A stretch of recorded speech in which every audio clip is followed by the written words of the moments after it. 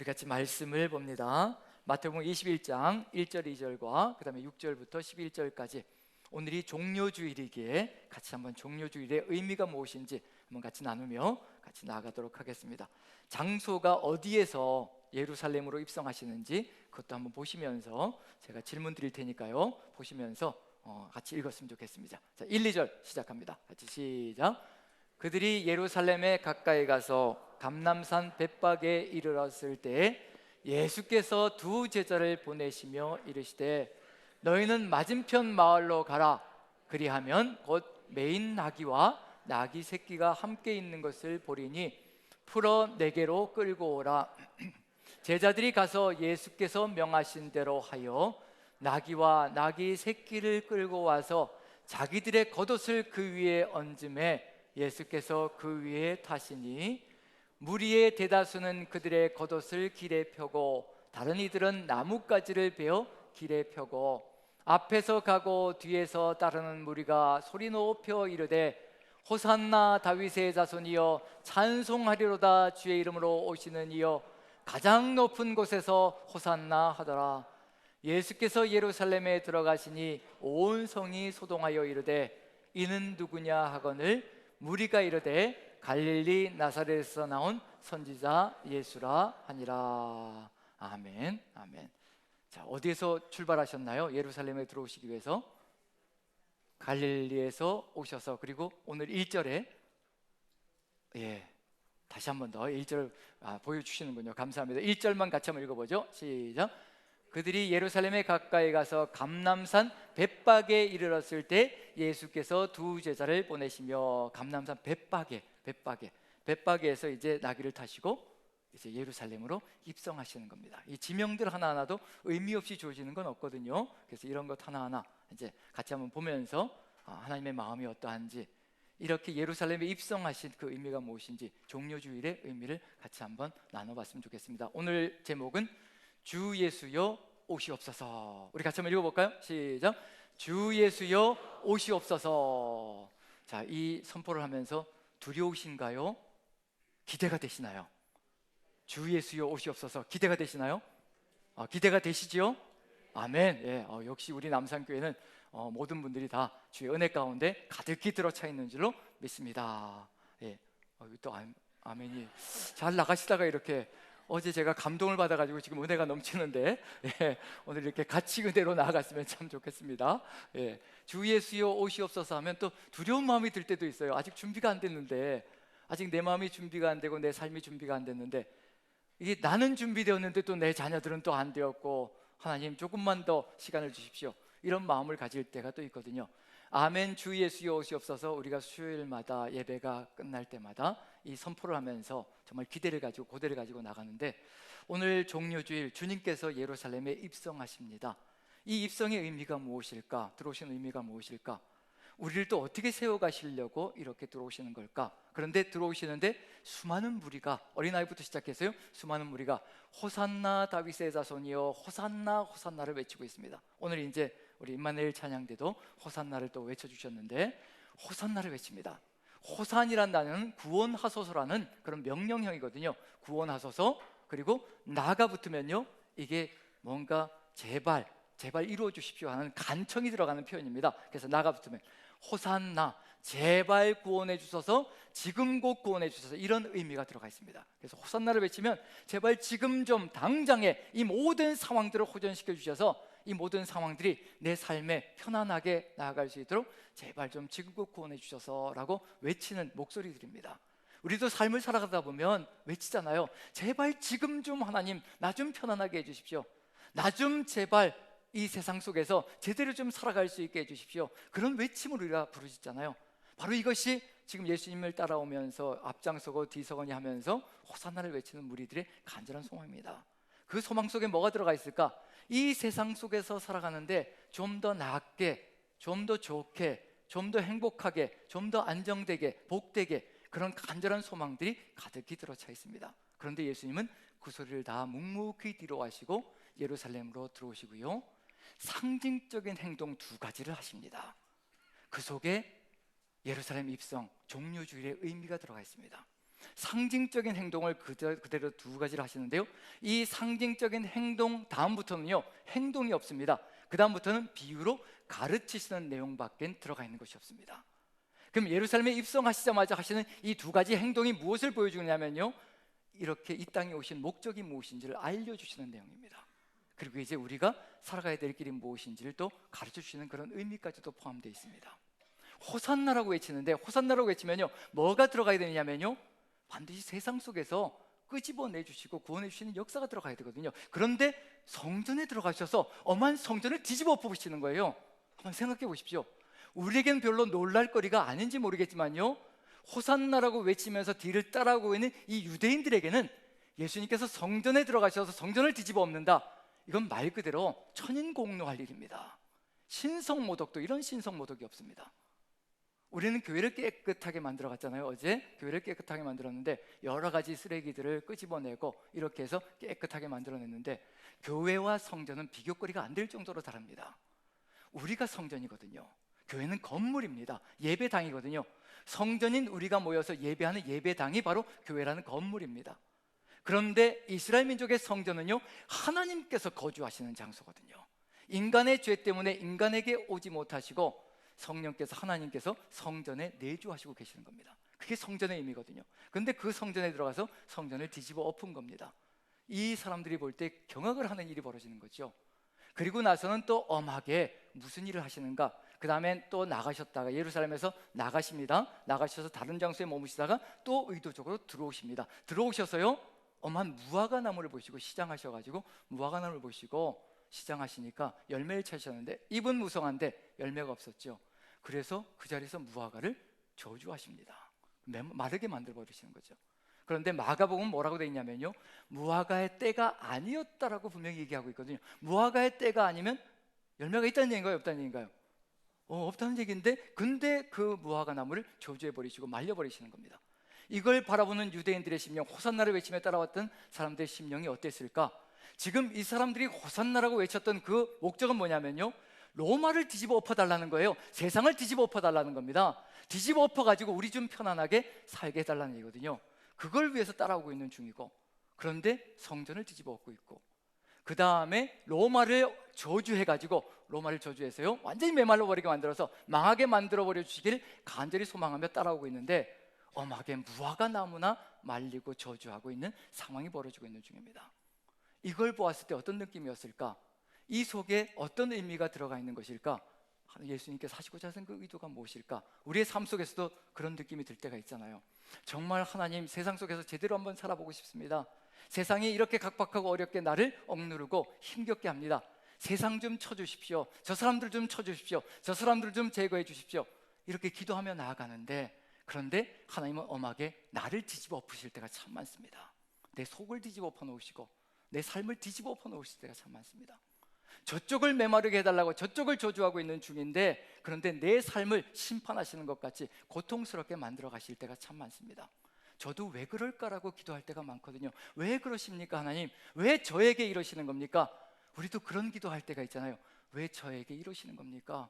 지금 세상을 뒤집어 엎으시는 게 하나님께서 해주시기를 간절히 소망하는데, 왜 나를 이렇게 고통스럽게 하고 나만 이렇게 훈련을 시키시고 시련 가운데 거하게 만드십니까? 그런 기도가 나갈 때가, 탄식이 나갈 때가 많거든요. 그럴 때마다 들려오는 음성이 있습니다. 내가 언젠가는 세상을 뒤집어 엎을 것이고 세상을 저주하여 심판하여 메마르게 만들 것이라. 그런데 그렇게 세상을 뒤집어 엎고 심판할 때 너도 뒤집어 엎어지고 너도 심판을 당하여 죽을까 걱정되어져서 지금 너를 준비시키는 것이고 지금 너를 예비하는 것이라. 심판은 내가 내 때가 되어서 이루어 갈 것이라. 근데 나는 너를 세우고 싶고 너를 바르게 이끌어가고 싶고, 너를 이 세상 속에서 어떤 일이 벌어질지라도 흔들림이 없는 존재로 나는 너를 세워가기를 간절히 소망한다. 그 음성이 들릴 때마다요 받아들입니다. 목회를 하면서도 부딪히는 수많은 일들, 저를 위한 것이라는 것을 제가 깨닫고 살아가고 있는 중입니다. 내가 아직도 부족하기 때문에, 제가 부족하기 때문에 목사 만드시려고, 제대로 된 목사 만드시려고 훈련시키시고 이렇게 겪게 하시고 경험하게 하시고 이렇게 걸어가게 하신다는 것을 제가 뼈저리게 깨닫습니다. 우리도 삶을 살아가면서 자녀들 때문에 겪는 고통들, 직장에서 겪는 고통들, 또 사람들 사이에서 겪는 고통들, 또 세상 속에서 겪는 어려움들, 수많은 것들이 있습니다. 이런 것들 하나하나가 우리를 하나님 앞에서 든든하게, 반듯하게, 깨끗하게 세워가시려고 하시는 하나님의 그 은혜를 우리가 깨닫는다면 우리의 삶이 하나님 은혜 가운데서 더 깊어지지 않을까라는 기대를 가져봅니다. 이제 무엇을 이루어 가시는 것일까? 이 두 가지 상징적인 행동이 무엇일까? 성전을 엎으시고 그 다음에 또 무화과 나무를 메마르게 만드시고, 이게 도대체 무슨 의미를 가지고 있는 것일까? 21장부터 펼쳐지는 일이거든요. 그리고 우리가 지난주 한 주 동안 묵상한 내용이 21장부터 25장까지 내용이 가득히 들어차 있습니다. 그리고 이제 26장으로 넘어왔죠. 마태복음 26장을 보시면요, 이제 어떤 선포가 일어나면서 예수님께서 십자가로 가십니다. 거길 보면 그럼 21장부터 25장까지는 어떤 내용이 가득히 들어차 있을 것이라, 그럼 예수님이 예루살렘에 입성하셔서 하시고자 하시는 일이 무엇일까? 그 안에 답은 다 들어가 있습니다. 우리도 지난주에 묵상을 했기 때문에요, 조금만 얘기를 하면 여러분들이 그래서 그렇구나라고 이해할 수 있을 것이라 생각되어 집니다. 그리고 우리에게 그 두 가지 행동을 보여주신 이유가 무엇일지도 이해가 되지 않을까 싶습니다. 자, 26장 1, 2절 한번 보시죠. 마태복음 26장 1절 2절입니다. 자, 같이 한번 천천히 읽어봅니다. 시작. 예수께서 이 말씀을 다 마치시고 제자들에게 이르시되 너희가 아는 바와 같이 6월절이라 인자가 십자가에 못 박히기 위하여 팔리리라 하시더라. 자, 어떤 단어가 가장 눈에 띄시나요? 특히 1절에서 힌트를 드립니다. 어떤 단어가 가장 크게 띄시나요? 다 마치시고. 지금까지는요, 말씀을 마치시고 비유를 마치시고 이렇게 마치시고 4번이 등장했습니다. 마태복음서 속에서요. 그런데 26장에는요 다 마치셨다라고 다자가 들어가 있습니다. 모든 것을 다 가르치셨다는 의미가 들어가 있습니다. 그러면 이제 가르침이 끝났기 때문에요, 이제 무슨 일이 벌어질 것인가? 2절에 너희가 아는 바와 같이 이틀이 지나면 6월절이라 인자가 십자가에 못 박히기 위하여 팔리리라 하시더라. 26장에는요 예수님께서 겟세마네에서 잡히시는 사건이, 팔리시는 사건이 등장할 거고요, 27장은 십자가에 달리시는 사건이 등장할 거고요, 28장은 이제 사흘 만에 부활하시는 내용이 들어갈 겁니다. 그래서 26장부터 28장까지는 더 이상의 가르침이 없습니다. 다 마치셨거든요. 그러면 이제 21장부터 예루살렘에 입성하셔서 21장부터 25장까지는요 마지막으로 십자가 달리시기 전에 마지막으로 가르치시는 내용입니다. 그럼 죽기 전에 마지막으로 하는 말을 우리가 뭐라고 얘기할까요? 유언이라고 얘기하죠. 자, 유언은 가벼운가요? 무거운가요? 네, 무겁죠. 무슨 내용이 들어가 있기 때문에 무거울까요? 한 분의 일생이 다 들어가 있는 겁니다. 일생이 다 들어가 있거든요. 그 자녀들에게 그것을 이제 이야기하는 겁니다. 그러면 무엇을 위한 의미가 들어가 있을까요? 과거를 위한 의미가 들어가 있을까요? 미래를 의미한 의미가 들어가 있을까요? 미래를 어찌하면 잘 이루어갈 수 있을 것인가, 그 내용이 들어가 있을 거라는 얘기거든요. 자, 그렇다면 이제 21장부터 25장은 어떤 내용으로 가득 들어차 있을 것인가? 예수님께서 마지막으로 하시는 말씀이니, 유언과 같은 고별 설교의 말씀이니 어떤 내용이 들어가 있을 것인가? 우리가 어찌하면 이 세상 속에서 주님 오실 때까지 어찌하면 정말 그리스도인으로서 아름답게 살아갈 수 있을 것인가? 그 내용이 가득히 들어차 있을 겁니다. 그 내용이 들어있지 않다면요 우리는 어떻게 살아야 할지도 제대로 모르고 무엇을 해야 될지 모른다는 얘기거든요. 그럼 결국은 그 안에 우리가 걸어가야 될 삶의 길들까지도, 또 그것을 걸어갈 수 있기 위해서 우리에게 해주신 놀라운 은혜까지도 그 안에 가득히 들어가 있을 겁니다. 그래서 첫 번째 사건이 성전 정화고요, 두 번째 사건이 바로 무화과 나무에서 열매를 찾으시는 사건이거든요. 첫 번째 성전 정화, 죄악 가운데 거하고 있는 우리를 누가 깨끗하게 해주실까요? 예수님께서 깨끗하게 해주실 겁니다. 무엇을 통해서요? 주의 십자가를 통해서 우리를 깨끗하게 해주실 겁니다. 그게 끝이 아니라 그 다음에 이제 어떤 일이 벌어질까요? 이제 열매를 찾으시는 삶이 이루어지게 만들어 가야 된다는 것을 알려주실 거라는 얘기거든요. 자, 그래서 그것이 무엇을 예비하는 것인가? 요한복음을 보면요 고별 설교가 들어가 있거든요. 상세하게 고별 설교가 들어가 있습니다. 13장부터 시작해서 이제 고별 설교가 요한복음에 들어가 있는데, 12장에 보면 이제 고별 설교가 무엇을 준비시키시는 것인가, 그게 이제 드러날 겁니다. 12장을 한번 봅니다. 요한복음 12장. 자, 47절을 먼저 한번 읽어보죠. 예수님께서 오신 목적이 무엇인지, 예루살렘에 입성하는 첫 번째 목적이 이거거든요. 이걸 이루시기 위해서 오시는 겁니다. 그리고 그 다음 절은 두 번째 것을 이루시기 위해서 또 오실 거라는 걸 얘기할 겁니다. 자, 47절 같이 읽습니다. 시작. 사람이 내 말을 듣고 지키지 아니할지라도 내가 그를 심판하지 아니하노라. 내가 온 것은 세상을 심판하러 함이 아니요 세상을 구원하려 함이로다. 이게 목적이십니다. 주님께서 이 땅에 오신 것, 너희들 내 말 듣지 않아서 내가 너희들 죽이러 와서 절대 이 말씀하시는 거 아닙니다. 십자가 지시기 위해서 이 땅에 오셨습니다. 말 들어먹지 않는 인생, 죄악 가운데 거하는 인생, 죄악 가운데 죽어가는 인생을 구원하시기 위해서 이 땅에 오신 것이 바로 우리 구주 예수 그리스도이십니다. 예루살렘에 입성하시는 목적, 첫 번째 목적이 무엇인가? 바로 우리를 구원하시기 위해서, 심판하시기 위해서 예루살렘에 입성하신 것이 아니라 우리를 구원하시려고요. 그 구원의 증거가 뭐냐면 바로 십자가라는 겁니다. 십자가로 가셔서 우리의 모든 죄를, 이렇게 불순종하는 우리의 모든 죄악을 다 짊어지시고 우리를 구원하시기 위해서, 십자가로 가시기 위해서 예루살렘에 들어오셨다는 것을 보여주십니다. 우리를 구원하려 하신다는 것, 그렇지만 이것이 끝이 아니라는 것을 알려주시는 겁니다. 자, 그 다음에 48절이 있습니다. 같이 한번 읽어보죠. 시작. 나를 저버리고 내 말을 받지 아니하는 자를 심판할 이가 있으니 곧 내가 한 그 말이 마지막 날에 그를 심판하리라. 마지막 날이 온다는 겁니다. 우리를 구원해 주셨고요, 이제 마지막 날까지 우리가 이 땅 위에서 살아가고 있는 중입니다. 그 마지막 날에 뭐가 일어난다는 얘기냐면요, 마지막 날에 심판이 일어날 것입니다. 무엇으로 심판을 하실 것인가? 우리에게 찾으시는 것이 있으실 겁니다. 열매를 찾으실 겁니다. 마태복음 21장부터 25장까지 왜 그렇게도 끊임없이 열매 이야기를 하실까? 재림에 대한 이야기를 그렇게도 강조하시며 하실까? 마지막으로 우리에게 가르쳐 주시는 겁니다. 내가 다시 온다는 겁니다. 너희를 십자가로 구원해 놓고 이 십자가의 아름다운 삶, 이 은혜를 끼쳐 주시고 이 은혜 가운데 살아가는 그 삶을 통해서 주님과 함께 이 땅 위에서 아름다운 열매를 맺기를 원하시는 겁니다. 포도원 주인이 포도원을 소작농들에게 맡기고 가셨습니다. 그리고 다시 주인이 올 겁니다. 그리고 주인이 오기 전에도 계속해서 선지자들을 보내고 종들을 보내어서요, 너희가 어떻게 살아가고 있느냐 점검하시고 바른 길이 무엇인지를 깨닫게 해주시고 알려주시는 겁니다. 그런데 아들이 왔는데도 죽였지요. 마지막에 남은 것은 이제 종말의 때 심판받게는 포도원 주인이 찾으실 것이 있다는 얘기거든요. 그걸 보여주지 못한다면 또 종말의 길로 간다는 것. 그 다음에 또 잔치, 혼인잔치가 벌어졌는데, 마지막 종말 때 혼인잔치가 벌어졌는데 모든 사람들이 초청을 받았는데, 그런데 그 안에 예복을 입지 않은 사람이 있어 결국은 쫓겨나는 안타까운 역사가 펼쳐집니다. 이 모든 것들이 다 동일한 것이라는 거. 열처녀 비유 속에서 5처녀는 기름이 준비되었고 5처녀는 준비가 되지 않았다는 거.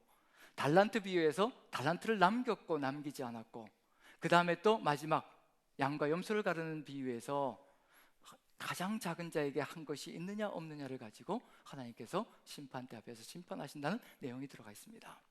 이것이 우리를 위협하려고 하는 것인가? 절대로 그렇지 않다는 겁니다. 예수 그리스도의 십자가 보혈의 공로가 있는 사람들, 그 은혜가 가슴 깊이 절절하게 고백되어지는 사람들, 삶을 산다는 겁니다. 그 은혜를 따라서 살아가는 삶이 이루어진다는 겁니다. 그 삶을 살아가면서 자연스럽게 순종의 열매가 맺혀지며 아름다운 열매를 통하여서 하나님 나라가 아름답게 우리의 삶 속에 이루어진다는 것을 알려주시고 계시는 중입니다. 그렇다면 그 열매는 억지로가 아니라 자연스럽게 우리의 삶 속에서 맺혀지는 것이라는 것을 우리에게 가르쳐 주시고 있다는 점에서, 지금 우리가 성령께서 함께 하시는 사람이라면 성령의 9가지 열매는 자연스럽게 우리의 삶의 길이 되어 우리가 걸어가는 길마다 사랑부터 시작해서 충성, 그리고 온유, 절제까지 이렇게 아름다운 열매들이 맺혀지는 그 삶을 걸어갈 것이라는 것. 그러기 위해서 우리 주님께서 십자가 지시는데 2가지를 보여주셨다고 말씀드렸습니다. 상징적인 행동을 하시는 거죠. 이 2가지 의미 속에 어떤 내용이 들어가 있을 것인가? 이미 그 2가지가 주님께서 다시 오실 것까지, 십자가 지실 것과 다시 오실 것까지를 그대로 보여주고 있다는 점에서, 자, 첫 번째 어디에서 출발하시라고 말씀드렸나요? 첫 번째 예루살렘에 입성하실 때 벳바게에서 예루살렘으로 들어오셨다라고 말씀드렸습니다. 그리고 성전을 정하신 다음에요, 다시 또 나가셔요. 예루살렘을 나가시는 겁니다. 그냥 예루살렘에 머무셔도 되는데 의도적으로 예루살렘을 나가시는 겁니다. 어디에 가서 머물렀다가 다시 또 예루살렘으로 들어오실까? 한번 성경을 읽어봅니다. 마태복음 21장을 한번 읽어보죠. 17절부터 20절까지 같이 한번 천천히 읽어봅니다. 다시 또 나가셨다가 들어오시는데 어디에서 들어오시는지 같이 읽습니다. 시작. 그들을 떠나 성 밖으로 베다니에 가사 거기서 유하시니라. 이른 아침에 성으로 들어오실 때 시장하신지라 길가에서 한 무화과 나무를 보시고 그리로 가사 잎사귀 밖에 아무것도 찾지 못하시고 나무에게 이르시되 이제부터 영원토록 내가 열매를 맺지 못하리라 하시니 무화과 나무가 곧 마른지라 제자들이 보고 이상히 여겨 이르되 무화과 나무가 어찌하여 곧 말랐나이까. 성 밖으로 나가셨습니다. 나가셔서 베다니에서 머무시는 거예요. 베다니는 예루살렘에서 거의 10km 이상이 되는 거리거든요. 굳이 거기까지 나가셨다가 다시 돌아올 필요가 있을까? 예루살렘에도 지인들이 많으실 텐데 예루살렘 안에서 머무셔도 되는데 의도적으로 그날 나가시고 그 다음날 다시 또 들어오십니다. 이게 무슨 의미를 가지고 있을까? 첫째 날 벳바게에서 예루살렘으로 들어오시고 베다니로 나가셨다가 베다니에서 예루살렘으로 들어오십니다. 첫째 날 들어오심이 무엇이고 둘째 날 들어오심이 무엇일까? 이 의미가 도대체 뭘까? 한번 지명을 한번 보면서 살펴보죠. 소표를 보이시면 첫째 날에 벳바게에서 예루살렘으로 들어오셔서 성전을 깨끗하게 정화시켜 주십니다. 깨끗하게 만들어 주시는 거죠. 성전이 제 역할을 할 수 있도록 깨끗하게 만들어 주십니다. 성전이 우리라고 생각해 보십시오. 우리가 세상의 죄악으로 가득히 들어차서 제 역할을 못하고 입술에서 찬양이 나가야 하는데 세상 것이 가득히 쏟아져 나간다면 이것처럼 안타까운 일이 없는 거죠. 성전을 깨끗하게 정화시켜 주십니다. 그 다음날 또 나가셨다가 베다니에서 예루살렘으로 들어오시고 열매가 없는 무화과를 저주하십니다. 첫날은 깨끗하게 정화시켜 주시고 죄를 다 사해 주시는 역사가 펼쳐지고요, 그 다음날은 들어오셔서 열매가 없는 무화과 나무를 저주하십니다. 그럼 첫째 날은 주님의 첫 번째 오심을 이야기하는 의미가 들어가 있다면요, 우리를 위해서 죄를 사해 주시고 깨끗하게 만들어 주시고 하나님을 찬양하는 존재로 세워주시는 역사가 그 안에 들어가 있다면 의도적으로 나가셨다가 다시 들어오실 때는 이제 무엇을 찾으실 것인가? 구원받은 존재들에게 열매를 찾으시는 역사가 펼쳐진다는 거. 시장하시다는 얘기는 뭘까요? 지금도 우리 주님은 시장하십니다. 우리와 함께 맺기를 소망하시는, 간절히 소망하시는 열매가 있다는 얘기거든요. 우리와 함께 맺어가기를 원하시며 이 천국을 이루어가기 위해서 우리에게 간절히 소망하시는 것이 있다는 겁니다. 그걸 우리가 맺고 있느냐 아니냐를 보시는 역사가 펼쳐진다는 것. 심판 때 바로 이와 같은 역사가 펼쳐진다는 것을 우리가 안다면요, 예수님의 초림과 재림이 이 안에 다 들어가 있습니다. 우리가 구원받은 존재라면 예수님의 재림을 준비하며 주 예수여 오시옵소서라는 그런 간절한 탄식이 아니라 찬양을 쏟아부어야 된다는 얘기거든요. 이렇게 주 예수여 오시옵소서라고 우리가 주님 앞에 당당하게 자신 있게 확신 있게 선포할 수 있는 길이 어디에 있을 것인가? 그걸 예비시켜 주시는 것이 바로 이 내용 속에 포함되어져 있습니다. 자, 이게 벳바게라는 단어와 베단이라는 단어를 주시해서 봐야 되는데요, 이 두 가지가 다 무엇과 연관관계가 있냐면 무화과와 연관관계가 있습니다. 벳바게에서요, 벳이 어떤 단어냐면 집이란 뜻입니다. 히브리어 베트가 집이란 뜻이거든요. 집이고 그 다음에 파게가 붙어 있습니다. 히브리어로. 파게는 첫 열매, 첫 무화과 열매를 의미합니다. 봄에요, 우기가 끝난 다음에 봄에 6월절이 있는 이 시기에 이 봄에 무화과는 잎이 나지도 않은 상태에서 파게라는 열매, 첫 열매가 열립니다. 잎이 열리지 않은 상태에서 열매가 주렁주렁 열립니다. 그리고 이 파게가 열려야 무엇을 기대할 수 있냐면요, 이 파게가 다 떨어진 다음에야 그 다음에 이제 가을철에 열리는 그 주렁주렁 잘 익은 열매가 열리는 시기가 오기 시작합니다. 파게가 없으면요, 이 파게가 열리지 않으면 모두 기대할 수 없냐면 테에나라는 그런 아름다운 열매, 잘 익은 열매도 가을철에 기대를 할 수가 없습니다. 그래서 벳바게는 파게, 즉 파게의 집, 처음 익은 무화과의 집이라는 의미를 가지고 있습니다. 그럼 결국은 예수님께서 오시는 초실, 첫 열매가 되신다는 그런 의미까지도 이 안에 포함되어 있고요. 그 다음에 베다니도 역시 마찬가지로 베트가 집이라는 뜻이고요, 다니가 테에나라는 뜻인데 테에나는 잘 익은 무화과 열매, 가을철에 얻는 잘 익은 무화과 열매를 의미합니다. 그럼 결국은 이것을 찾기 위해서 들어오신다는 의미까지도 포함되어 있습니다. 예수님께서 재림하실 때는 우리에게서 잘 익은 무화과 열매를 기대하시며 가신다는 의미가 이 안에 들어가 있습니다. 의도적으로 벳바게에서 예루살렘으로 들어오시고 깨끗하게 만들어주시고요, 깨끗하게 만들어진 이 성전된 우리를 통하여서 이제 우리가 삶을 살아가며 정말 테에나라는 아름다운 열매를 맺기를 간절히 소망하신다는 거, 한번 여러분들 열매를 사진으로 한번 보여드리겠습니다. 자, 보시면요, 봄에 열리는 무화과 파게가 저렇게 주렁주렁 열려 있죠. 잎도 나오지 않은 상태에서 저렇게 주렁주렁 파게라는 열매가 열려 있습니다. 저건 이제 주인들이 별로 이렇게 따가지도 않습니다. 그냥 지나가는 사람들이 먹을 수 있도록 다 놔둡니다. 저건 그렇게 첫 열매이기 때문에 그렇게 이제 놔두고요, 그 다음에 이제 무엇을 기대하고 있냐면 저 파괴가 다 떨어져야 그 다음에 이제 가을철에 저렇게 아름답게 익어가는 열매를 기대하며 또 기다릴 수 있는 역사가 펼쳐지거든요. 그래서 봄에 열리는 무화과 파괴가 있고 가을에 열리는 무화과 태어나가 있습니다.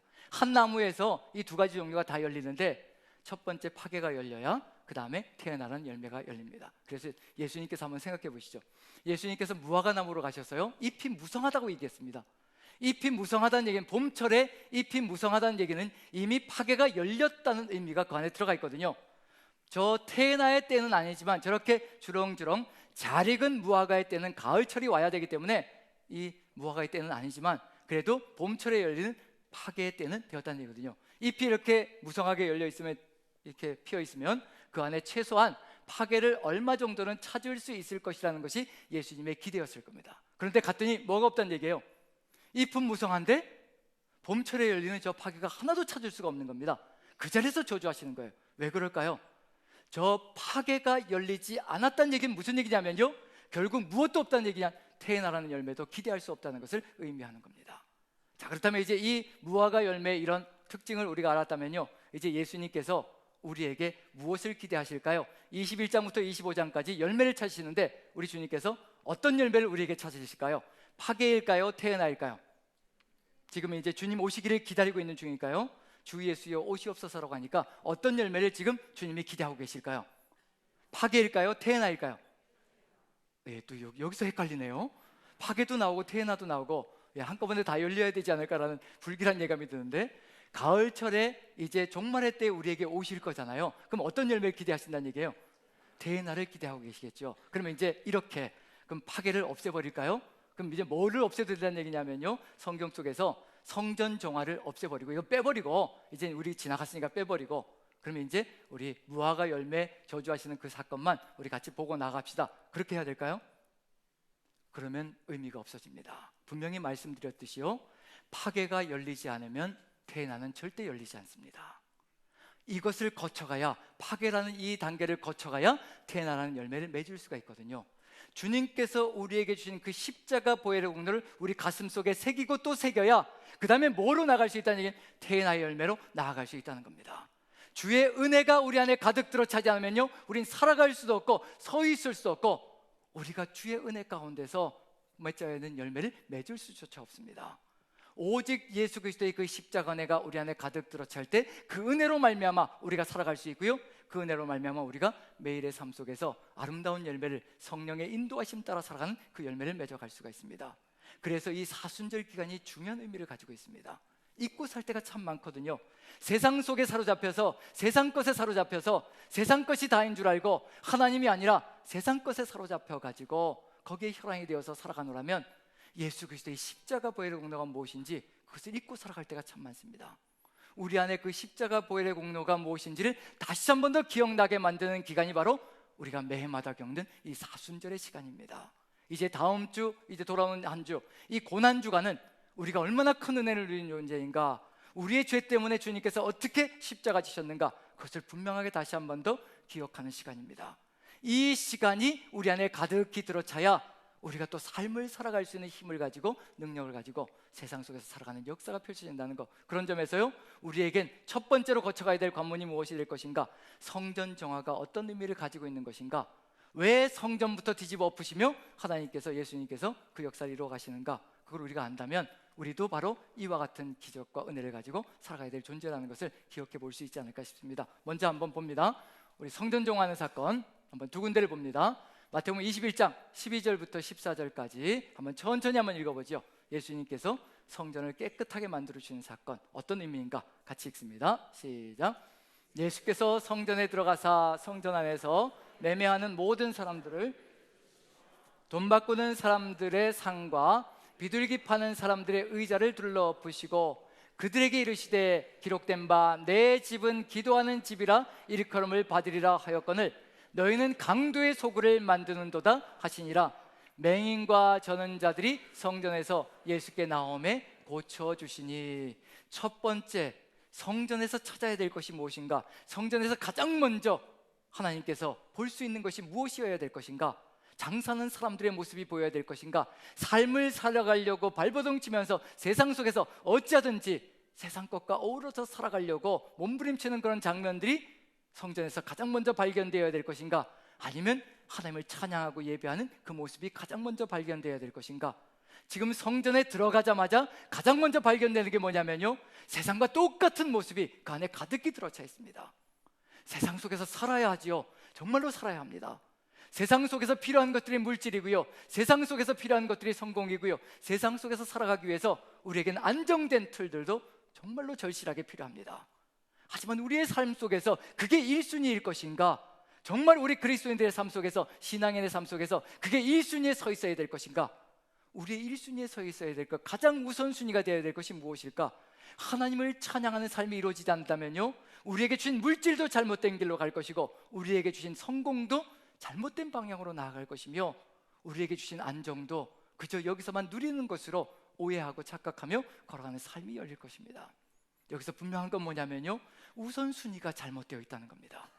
우리에게 분명히 삶을 살아가며 이와 같이 사업도 해야 되고, 그리고 직장생활도 해야 되고, 많은 것들이 필요하지만 이런 것들을 가장 1순위에 놓는 것이 아니라 오직 하나님을 찬양하며 하나님을 예배하는 그 삶이 1순위가 될 때 주신 모든 물질들과 성공들이 아름답게 제 방향을 찾아가며 하나님의 뜻을 이루어가는 것이 될 것이라. 그래서 강도의 소굴 같은 이 인생길을 무엇으로 바꿔주시는 것? 기도하는 집으로 바꿔주시는 것, 그것이 처음으로 해주시는 겁니다. 우리 모두가 강도의 소굴이었습니다. 죄악 가운데 거했고요, 하나님의 뜻을 따라가는 삶이 아니라 내가 원하는 것을 추구하며 살아갔던 그 삶이 바로 강도의 소굴 같은 삶이었습니다. 지금 우리가 한번 돌아봐야 될 것이, 우리의 삶의 최우선 순위가 어디에 놓여져 있는가? 하나님을 찬양하며 예배하는 삶인가? 아니면 내 삶에 안정을 취하는 것인가? 한번 돌아본다면 다시 한 번 더 우리가 이 사순절 기간에 회복해야 될 것이 무엇인가를 알려주시는 것이 아닌가라는 생각이 듭니다. 이러한 삶을 13절에서요, 강도의 소굴을 기도하는 집으로, 어떻게 이것을 이루어갈 수 있을 것인가? 우리 힘으로 어떻게 우리의 죄를 사할 수 있겠으며, 우리 힘으로 어떻게 강도의 소굴에서 기도하는 집으로 변화될 수가 있겠습니까? 십자가 지시고 우리의 죄를 다 사신 다음에, 그 다음에 그것으로 끝을 내지 않으시고 성령으로 우리 안에 오시는 겁니다. 성령으로 주님께서 우리 안에 오셔야, 세상을 이기신 우리 주님께서 우리 안에 성령으로 내주하셔야 우리의 삶 속에 1순위가 잘못되었다는 것을 깨닫게 만들어 주실 거고요, 강도의 소굴 같은 그 인생길을 기도하는 집으로, 내 뜻대로 마시고 아버지 뜻대로 하시옵소서라는 기도가 쏟아져 나가는 그런 존재로 세워갈 것이라는 것, 우리는 그런 것조차도 이해하지 못하는 삶이라는 얘기거든요.